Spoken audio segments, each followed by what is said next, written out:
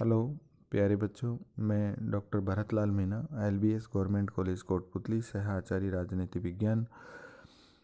बच्चों, मैं आज आपके समक्ष BA पाठ द्वितीय के द्वितीय प्रश्न पत्र भारतीय राज्य व्यवस्था के अंतर्गत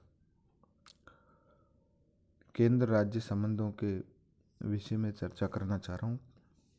क्रमशः राज्य सूची के विषयों पर संसद की व्यवस्थापन की शक्ति।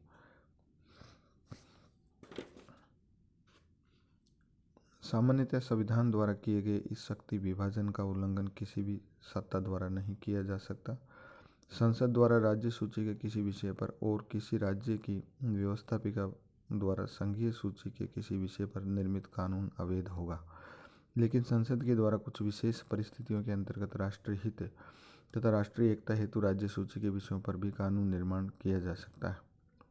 संसद को इस प्रकार की शक्ति प्रदान करने वाले संविधान के प्रमुख प्रावधान निम्नलिखित है।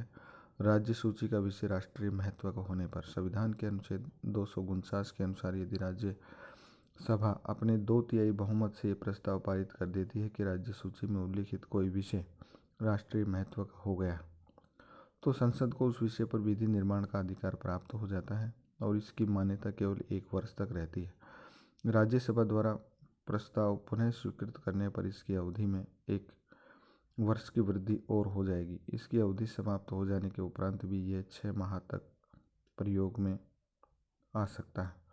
राज्यों के विधानमंडलों द्वारा इच्छा प्रकट करने पर अनुच्छेद 252 के अनुसार यदि 2 या 2 से अधिक राज्यों के विधानमंडल प्रस्ताव पास कर ये इच्छा व्यक्त करते हैं कि राज्य सूची के किन्हीं विषयों पर संसद द्वारा कानून का निर्माण किया जाए, तो उन राज्यों के लिए उन विषयों पर अधिनियम बनाने का अधिकार संसद को प्राप्त हो जाता है।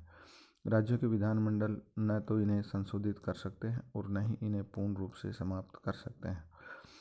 तीसरा, संकटकालीन घोषणा होने पर अनुच्छेद 250 संकटकालीन घोषणा की स्थिति में राज्य की समस्त विधायिनी शक्ति पर भारतीय संसद का अधिकार हो जाता है। इस घोषणा की समाप्ति के 6 माह बाद तक संसद द्वारा निर्मित कानून पूर्ववत चलते रहेंगे। चौथा, विदेशी राज्यों से हुई संधियों के पालन हेतु अनुच्छेद 253 यदि संघ सरकार ने विदेशी राज्यों से किसी प्रकार की संधि की है अथवा उनके सहयोग के आधार पर किसी नवीन योजना का निर्माण किया है, तो इस संधि के पालन हेतु संघ सरकार को संपूर्ण भारत की सीमा क्षेत्र के अंतर्गत पूर्णतया हस्तक्षेप और व्यवस्था करने का अधिकार होगा। इस प्रकार इस स्थिति में भी संसद को राज्य सूची के विषय पर कानून निर्माण का अधिकार प्राप्त हो जाता है।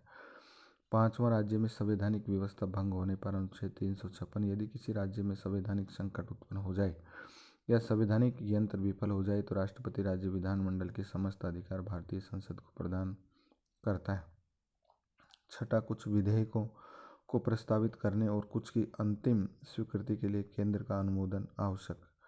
उपयुक्त परिस्थितियों में तो संसद द्वारा राज्य सूची के विषयों पर कानून का निर्माण किया ही जा सकता है।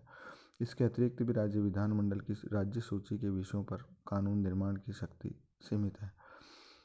अनुच्छेद 304 ख के अनुसार कुछ विधेयक ऐसे होते हैं जिनके राज्य विधानमंडल में प्रस्तावित किए जाने के पूर्व राष्ट्रपति की पूर्व स्वीकृति आवश्यक होती है। उदाहरण के लिए वे विधेयक जिनके द्वारा सार्वजनिक हित की दृष्टि से उस राज्य के अंदर या उसके बाहर व्यापार, वाणिज्य या मेलजोल पर कोई प्रतिबंध लगाया जाने वाला हो। अनुच्छेद 31 ग के अनुसार राज्य सूची के ही कुछ विषयों पर राज्यों की व्यवस्थापिकाओं द्वारा पारित विधेयक उस दशा में अमान्य होंगे यदि उन्हें राष्ट्रपति के विचारार्थ न रोक के रखा गया हो, उन पर राष्ट्रपति की स्वीकृति न प्राप्त कर ली गई हो। उदाहरण के लिए किसी राज्य द्वारा संपत्ति के अधिग्रहण के लिए बनाए गए कानूनों, समवर्ती सूची के विषयों के बारे में ऐसे कानूनों जो संसद के उससे पहले बनाए गए कानून के प्रतिकूल हों, या उन पर जिनके द्वारा ऐसी वस्तुओं की खरीद और बिक्री पर लगाया जाने वाला हो जिन्हें संसद ने समाज के जीवन के लिए आवश्यक घोषित कर दिया है, राष्ट्रपति की स्वीकृति आवश्यक है। केंद्र के द्वारा संवैधानिक प्रावधानों के आधार पर व्यवहार में भी अपने आप को शक्तिशाली बनाने का कार्य किया गया है। उदाहरण के लिए 1954 में तृतीय संवैधानिक संशोधन के आधार पर समवर्ती सूची के विषयों में वृद्धि की गई है, जिससे कि खाद्यान्नों के अभाव में उत्पन्न स्थिति का सामना करने के लिए केंद्रीय सरकार आवश्यक कदम उठा सके। राज्य सूची के विषयों पर केंद्रीय हस्तक्षेप। राज्यों द्वारा यह भी शिकायत की गई है कि केंद्र उद्योग, व्यापार और वाणिज्य जैसे विषयों पर कानून बनाने लगा है, जबकि ये विषय राज्य सूची में उल्लिखित है। सन 1951 में संसद ने उद्योग विकास और नियंत्रण अधिनियम पारित किया, जिसमें उन उद्योगों का उल्लेख किया गया जिन पर जनहित में केंद्र द्वारा नियंत्रण करना आवश्यक था।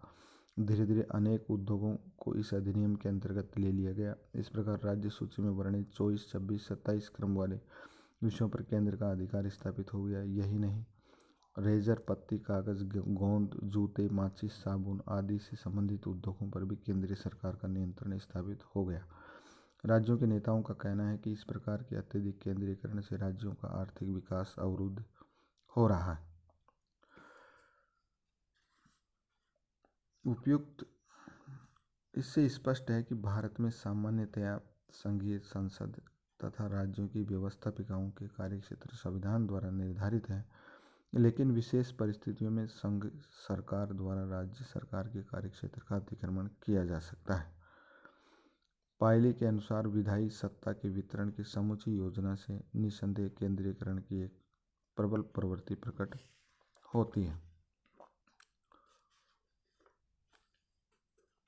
अमर नंदी ने लिखा है कि विशाल मूर्ति की भांति केंद्र ही सारे रंगमंच पर छाया रहता है।